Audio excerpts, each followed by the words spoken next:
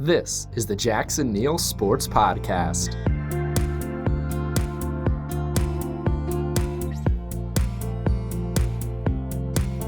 Welcome back to the podcast here on Wednesday, October 23rd, 2019. Thank you so much for tuning in. Today, I have a special guest, Josh Brogadir of the ABC affiliate up there in Boston, Massachusetts, WCVB-TV. He is a sports and news reporter for them. Brought him on to talk about the New England Patriots because they are really good and they just got better with this Mohamed Sanu trade. But before we jump into that, I want to remind everyone that this podcast is available on all of your favorite platforms, including SoundCloud, Stitcher, Apple Podcasts, Spotify, YouTube. Basically, wherever you like to listen to podcasts, this one is available there. So make sure to rate and subscribe so you can get new episodes every single Monday, Wednesday, and Friday. So I've had Josh on before to discuss the Patriots, and I just really like his insight. And I figured that with the Patriots now 7-0 heading into this weekend where they're going to take on the Cleveland Browns, I needed to discuss them and needed to see just how good this team really is. They just got Mohamed Sanu in a trade with the Atlanta Falcons, and with an average margin of victory of 25 points so far this season, really only having one close game, which was against the Buffalo Bills a couple weeks ago, this Patriots team looks really good. I mean, some people are even talking about them being possibly undefeated come the end of this season. Josh and I talked about that and how, even though it's unlikely, it still would not shock us. So, let's jump right into this conversation where Josh and I discuss the Patriots and just how good they really are. What are some of your takeaways coming out of that dominating Jets win for the Pats? It really was dominating, and I think many others thought it might be a much closer game. I gave the Jets far too much credit for being able to pull something off in prime time at home, at a place where they've actually had much more success than the road over the last several years, and specifically against the Patriots. They haven't beaten them since 2015 there, but the games had been close, but this was anything but. My main takeaway from the Patriots is, did we learn anything new about them? And I think what we have learned about them is that you cannot score on this defense. This was as convincing as we've seen before, given the takeaways, and also just being able to shut down the Jets' offense completely. Yeah, definitely that defense is my huge takeaway. I mean, even though they put up 33 points, that shutout, and the way Sam Darnold was, quote, seeing ghosts on the field, how good is this defense when it comes to the rest of the NFL? I think it's historic. I really do. I don't know that it's going to be as incredible the second half of the season. First of all, it's the war of attrition in the NFL. The Patriots got very fortunate last season that they didn't have many serious injuries, and of course no one wants that to happen this year. But look, it's the NFL. We're 7 games in right now, and when you look at the full slate to go, Patriots have 11 games left, and it only gets harder from here. The teams are more intense, so they'll likely lose a couple of players at some point. And then the question is, will they have enough depth to step up and be as dominant as they are now?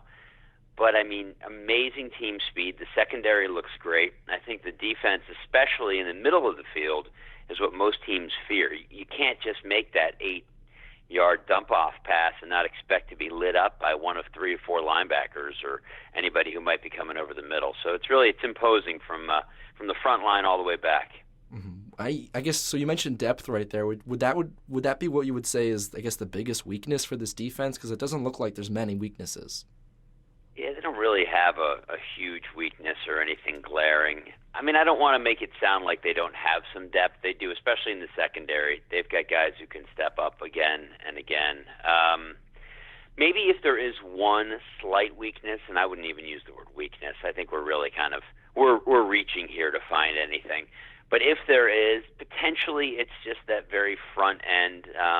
I like Danny Shelton at nose. He's really improved this year from where he was last year, but he wasn't great last year. Lawrence Guy is another run stopper who can do the job in the middle, but I don't think these are the best players at their position in the league or even close to it. I think they're guys who are looking a whole lot better given everything that's around them.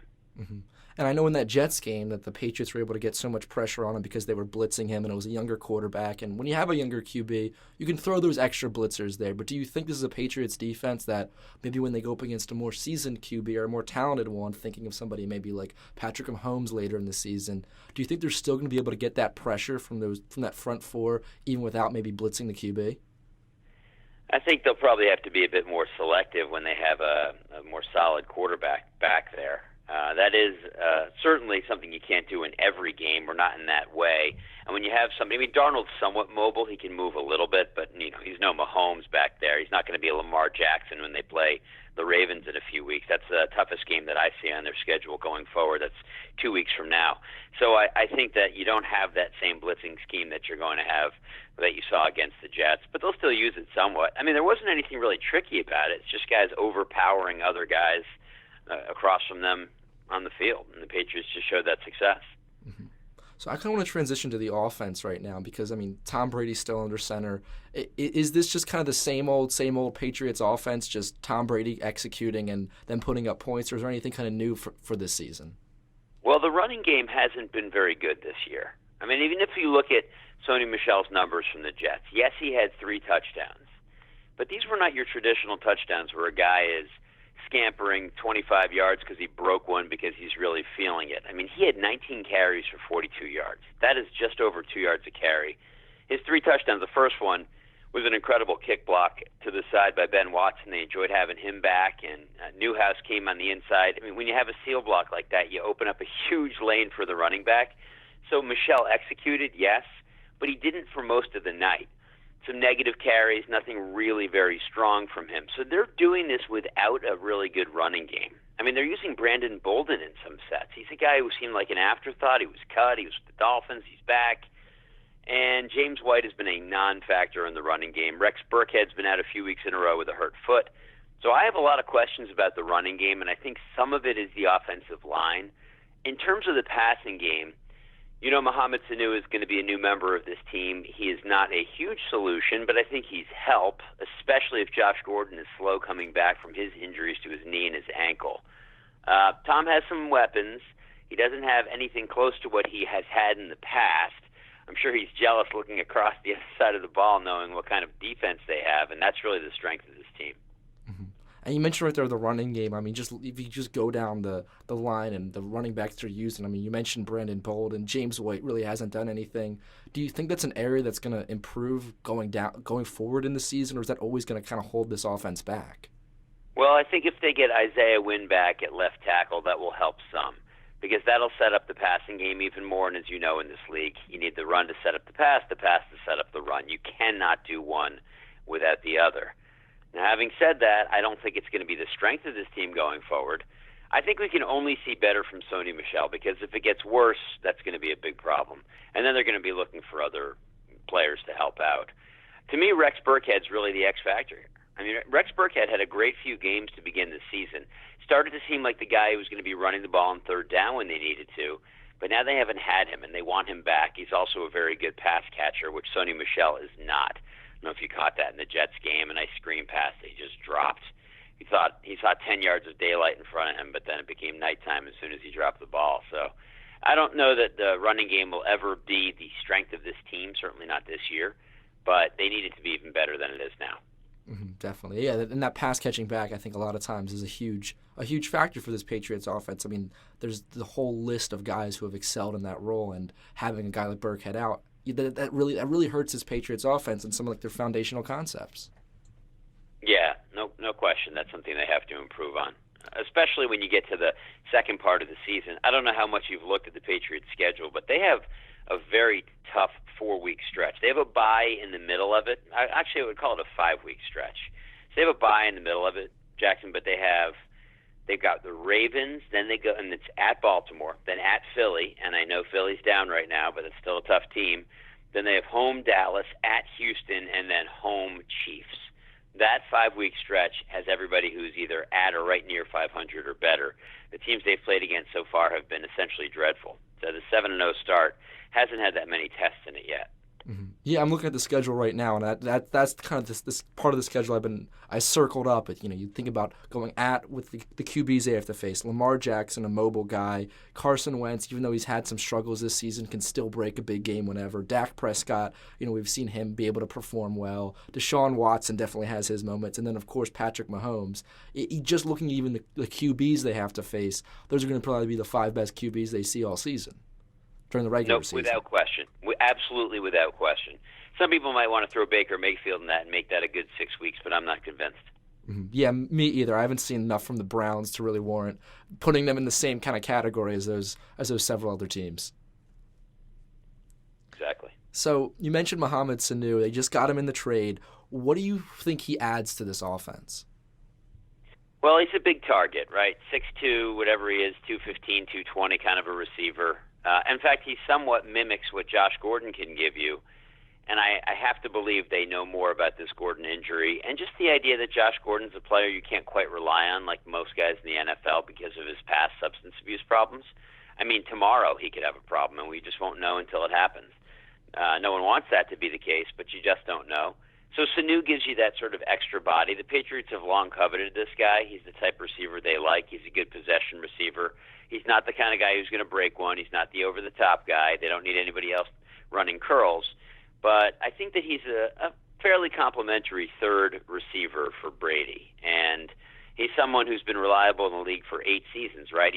He's a 50, 60 catch guy when he's healthy, maybe 4 or 5 touchdowns. So he's certainly not a first or second piece for them on that offensive side of the ball, but maybe a third choice. And certainly with a QB like Brady, who's obviously reads through its progressions and really distributes the ball, especially come playoff time, that adds a lot of value to the offense. Oh, it does. I mean, the other thing about it is you're talking about a guy who's in his 9th year in the NFL, and one of the challenges the Patriots have had so far with their receivers and their lack of depth as receivers once Antonio Brown was gone and then they got rid of Demaryius Thomas, which at the time seemed like it made sense, which now doesn't, in hindsight. They had rookies like Gunnar Olszewski out there running routes and a guy you can't necessarily rely on in Jacoby Myers. These are guys who are undrafted. One of them didn't even play offense in Olszewski until really got to the Patriots. So not exactly the kind of guys you want to build your offense around, and Sanu is a huge upgrade to both of those guys. Yeah, it certainly is. I mean, how long do you think it'll be until he's fully incorporated into this offense, or do you think he'll just hit the ground running? I think he probably can do some things already coming on Sunday. I mean, I don't know that he's not going to play against the Browns. It would not surprise me. Bill likes to tinker with things. Maybe he's inactive, but you don't really make that trade now to keep him on the bench. And I don't really know that there's a reason to save him. It kind of somewhat depends on Gordon. I saw Gordon in the locker room on Thursday last week, and he was not in practice that day, but he was walking around the locker room, seemed okay. No limp, no obvious challenge to that knee and ankle. Just not to say that he's not hurt. It just means that it wasn't like an obvious, no crutches, no boot, nothing like that you would see to make you really worried. So if Gordon is somehow held out against the Browns and they save him for Baltimore on November 3rd, then I think you will see Sanu active and part of the offense. If Gordon is good to go or they decide to keep him active this week, maybe Sanu has a lesser role as he's learning things. So now this next question I almost feel a little bit ridiculous asking, but it is the Patriots, and they are 7-0, and they have this 5-week stretch, but after that a very easy final 3 weeks. They've done it before. What do you think the chances are that they finish this regular season undefeated? Unlikely. Possible, but unlikely. I had this team pegged at 14-2 to start the year. I'm sticking with those numbers. I think they're going to lose to the Ravens. I just don't know if you go into Baltimore. It is a Sunday night game. You don't ever want to pick against the Patriots, but if there is one game, that might be it. Listen, I don't actually think the Patriots feel the pressure much like a lot of other teams do. And some people say, okay, well, if you went 16-0, the additional pressure that would create with them as the 1 seed to get the bye, and can you do what they couldn't do in the year against the Giants? That's not how I view this. I just think there's some other teams that are going to have their number one game. There's going to be some sort of a letdown. The Ravens are going to win that game 17-16 or whatever it might be. And so I do not think there's a likely chance that they are going to be undefeated. Would it shock me? No. because sometimes they can pull it together, and there are injuries that could still happen, and other teams might fall apart a little bit. But as I see it right now, the Patriots have at least one, if not two, losses in this stretch. Mm-hmm. I certainly see the Ravens game going at them, and I also see that Texans matchup going at the Texans. It feels like that might be a game for Houston where, with the way their division's shaking out, it could be a lot bigger of a game for them than it would be for the Patriots, who could be a couple games ahead at that point in the AFC East, depending on how the Bills do. So I agree with you, but yeah, I figure I had to ask it because it is the Patriots, and you just never know. They seem to always justify reason. Yeah, they do. You mentioned the Texans. The Texans is one of my biggest question marks. They have been for the last several years. I've picked them to do great things in the past, and Coach O'Brien has had flashes and moments, but his worst games, or some of his worst games, have been against the Patriots. I mean, I have no confidence that the Texans can win that game on a Sunday night in Houston. I just don't. I don't know. I don't really see them as a team who can really push the Patriots around. Mm-hmm. I definitely get that. It just comes down to the whole. I look at QBs who might really give the Patriots defense trouble because, we have said it's a very, very good defense. And obviously Lamar Jackson with the different things he can do. And just sometimes Deshaun Watson makes similar mind-boggling plays where he's moving around and in the pocket or moving around outside the pocket that just can break a defense, really. So, but even then, you're right. It's going to be a difficult game for the Texans, even though they are at home. One little interesting thing I noticed looking through the Patriots' schedule would be if they were to go undefeated, they did only lose one preseason game. Do you know who they lost to? Yeah, I believe they lost to the Giants in that last game, right? Yeah, they did. That would just be an interesting little funny subplot, I think, that if they went undefeated this season, the one loss they technically would still be against the Giants. Maybe. I don't know. Preseason really doesn't mean anything to the record. But yeah, I hear what you're saying. Certainly the losses to the Giants in the past are ones that haunt them. Exactly. It'd just be kind of a little ironic. So I guess now just moving forward with this team, at this point, I mean, you see a lot of people mention them as the clear top team in the NFL. In your eyes, are they that clear top team, or is there another team or two that are right next to the Patriots in terms of that top spot in the NFL power rankings? I would say for the AFC, they are far ahead at this moment in time, even though, as I've been talking to you about how I think the Ravens are a really solid team as well. Other teams in the NFC that I'm not a full believer as I was starting the year in the Vikings. I thought that team really had the potential to be that Super Bowl team from the NFC. Their passing game has really struggled for a lot of it, and if it weren't for Dalvin Cook, they wouldn't be where they are right now at 5-2. So I would say that's another team I place pretty high. Packers are interesting because the Packers traditionally, the defense is what let them down, but now it's kind of carrying them. I guess you can maybe even say that in some ways they mimic the Patriots on the other side of the league. Again, I don't know for sure if the Packers are the best team in the NFC. I know they have the best record other than the 49ers. And that, by the way, is one of the biggest intrigues in the entire league. It's amazing how well they've done in spite of Jimmy Garoppolo's so-so play. I mean, he's been good, but he hasn't been great, I don't think. And so I don't know if the Niners really belong at the top. I need to see a little bit more from San Francisco. So I would say the Patriots are still the number one team in my power rankings. I know records don't indicate everything, but I think they're fairly far ahead. Yeah, average margin of victory for the Patriots this season, 25 points. It's definitely been a dominating season so far. Thank you so much for coming on. Oh, it's my pleasure, Jackson. Good luck with everything. Thanks.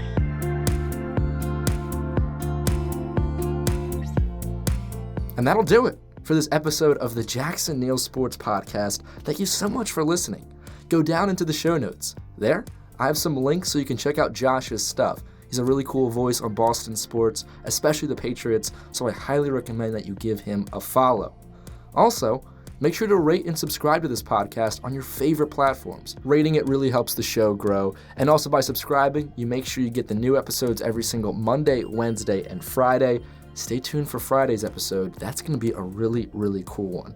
For more episodes of this podcast, as well as my interview series, Anything Goes with Jackson Neill, and my music discussion podcast, which is being relaunched this Sunday with Donna Claire Chessman of DJ Booth coming on, you can go to jacksonneillpodcasts.com. That's my go-to spot where I publish every single episode of all the podcasts that I do.